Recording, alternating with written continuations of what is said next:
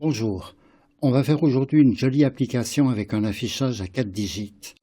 On a déjà vu comment écrire sur un affichage avec un seul digit. On va en mettre 4, comprendre comment balayer cet affichage et afficher des nombres. Sur cette vidéo, vous voyez comment se fait le balayage. Si on accélère la vitesse avec la persistance rétinienne, on verra 4 chiffres en continu, mais avec une intensité réduite. Ce avec quoi on travaille, c'est un affichage dont les segments sont reliés par des fils sur des ports du processeur. Alors, on avait vu ce processeur comme un ensemble de pins à l'Arduino. Maintenant, on va s'intéresser à ce qui se passe vraiment au niveau de l'Atmega 328, dans lequel les ports sont des meux de 8 bits. Il y a le port D, il y a le port B, et on va connecter notre affichage sur ces ports qu'Arduino décrit dans le fond par des numéros de pin, et vous vous souvenez de la pin 13 sur lequel il y a une petite LED qui est allumée. Notre affichage, on va le voir comme un mot binaire avec les bits 0, 1, 2, 3 qui correspondent aux segments, et c'est l'ordre habituel que l'on utilise pour décrire un digit.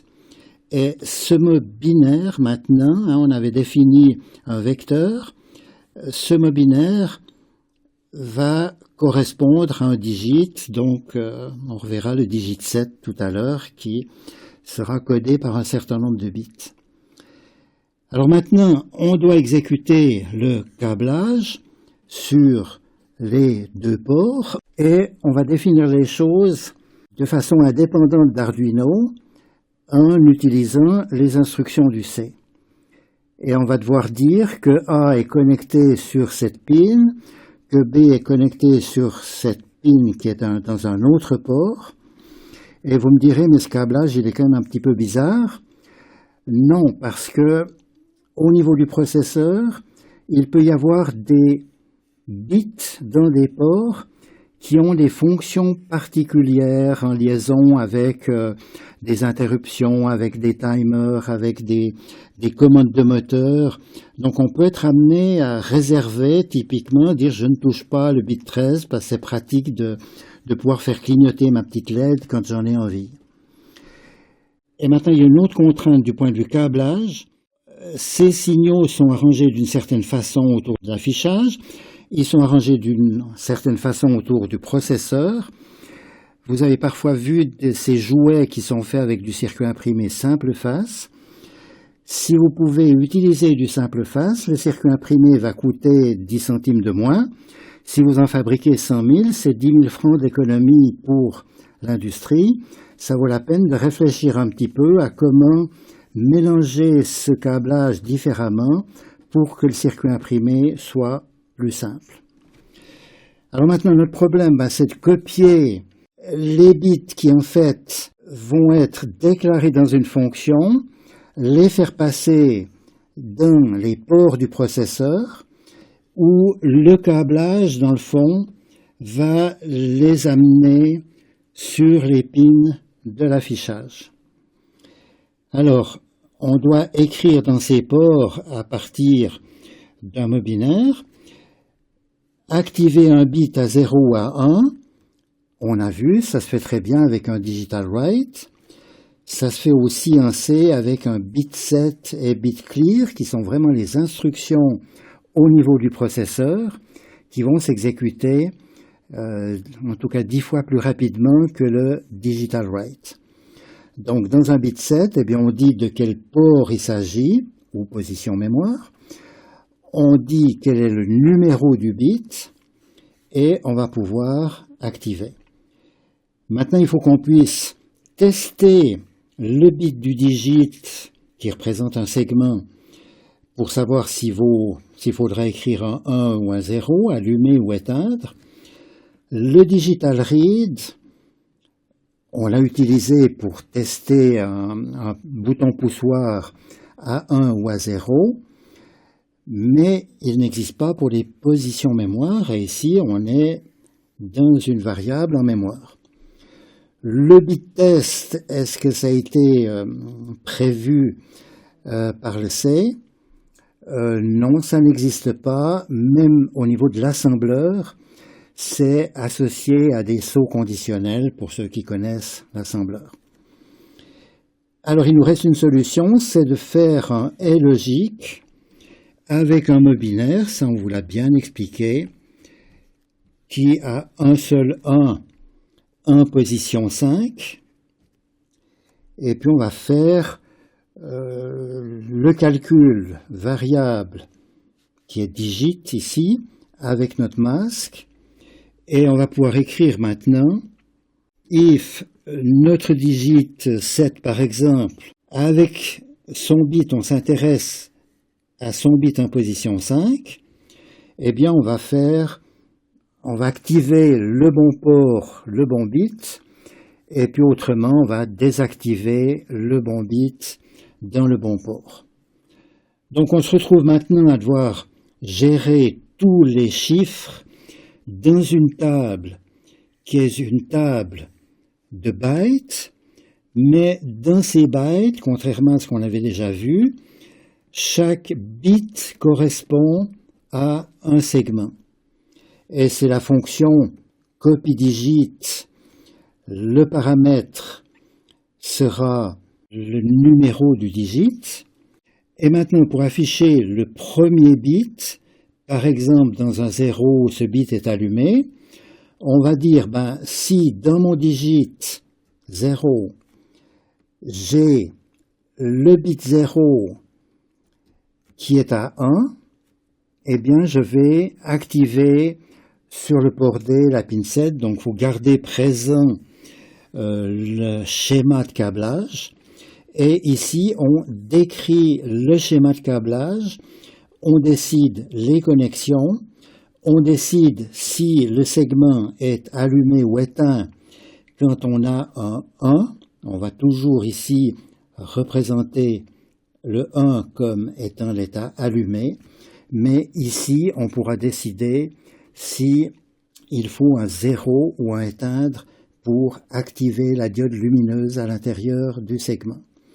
Alors maintenant, si on veut afficher les chiffres 1, 2, 3, 4 pour vérifier que tous les segments sont corrects, on fait la petite boucle for habituelle de 0 à 9, on copie le digit I et on passe à travers cette table et on attend avant de passer au suivant. Alors cette table, est-ce qu'on peut en faire une boucle? Là, on voit bien que ça incrémente, mais ici, on parcourt les pins du processeur d'une façon aléatoire.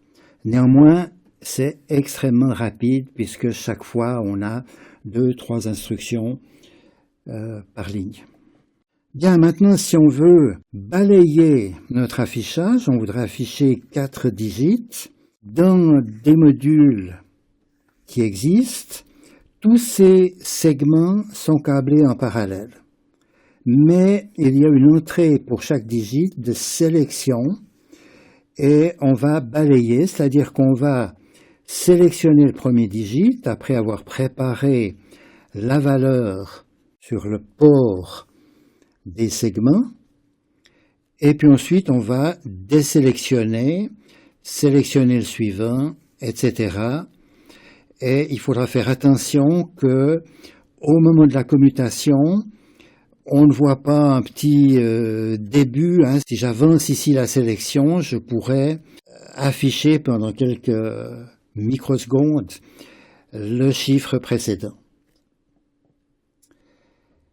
Alors, le programme qu'il faut écrire maintenant, à partir de ce qu'on vient de voir, c'est de dire, pour sélectionner le digit 1, je dois faire un bit 7 du bon port. Donc là, on va regarder comment c'est câblé. Pour le désélectionner, off, je dois faire un bit clear. Je m'excuse, il y a une petite erreur qui m'a échappé. Clear. Et puis maintenant, pour afficher mon nombre 1, 2, 3, 4, eh bien, je copie le digit 1, j'active, j'attends, je désactive. Ensuite, je passe au digit 2, j'active, j'attends, je désactive, etc. Si mon délai est de l'ordre de 5 millisecondes, j'ai 4 délais pour balayer mon chiffre, ça va faire 20 millisecondes, donc 50 fois par seconde, l'affichage sera régénéré et je verrai le nombre qui m'intéresse. Au niveau du setup, évitons des pin modes, puisque si je reviens à notre schéma ici, eh bien on voit que tous ces bits sont à 1, que tous ces bits sont à 0, et la direction, on va intervenir avec le registre de direction pour dire que, là aussi je me suis trompé, ce ne sont pas les ports, ce sont les data direction register, que je crois qu'on ne vous a pas encore bien expliqué, DDRD. Alors maintenant, il nous reste le problème d'afficher un chiffre, un nombre qui a été mémorisé, et pas simplement 1, 2, 3, 4. Ce nombre se trouve dans une variable. Et maintenant, on a décidé de balayer d'afficher d'abord celui-ci et ensuite les suivants. Donc notre première opération, c'est de récupérer dans un mode 8 bits le premier digit. Et pour ça, on peut très simplement le décaler de 12 positions en prenant le nombre. Donc, au niveau de notre procédure qui affiche un nombre, ce nombre sera un nombre entier que j'appelle nombre. La première opération, ce sera de dire, je vais copier le digit, que la valeur de ce digit, de 1 à 9, eh bien, je le trouve dans la variable nombre qui a été décalée de 12, j'ai un 0 qui a été injecté en analysant le décalage. Je vais sélectionner mon digit. Là, j'ai déjà regroupé les 3 instructions qu'on a vues tout à l'heure. Et maintenant, l'opération suivante, c'est de dire, pour le digit 2, je dois me décaler de 8, puis après de 4, et puis après de 1 avec des masques. Eh bien, c'est beaucoup plus simple de dire, au lieu de faire un truc spécial pour le deuxième digit, je décale le tout de 4 bits à gauche et je me retrouve dans la situation où le chiffre affiché se trouve tout à gauche et je dois le décaler de 12. Donc je me retrouve, après avoir écrit nombre décalé de 4 à gauche, dans la situation où je peux réutiliser mon copie-digit avec le décalage de 12. Je fais 4 fois ça et mon nombre est affiché. Alors attention, on travaille ici avec des nombres BCD. Si votre application a travaillé avec des nombres binaires, ils seront affichés en hexadécimal. Et la conversion de binaire 1 BCD est quelque chose où il y a des programmes qui existent et qui sont en fait faciles à écrire si on a compris la procédure.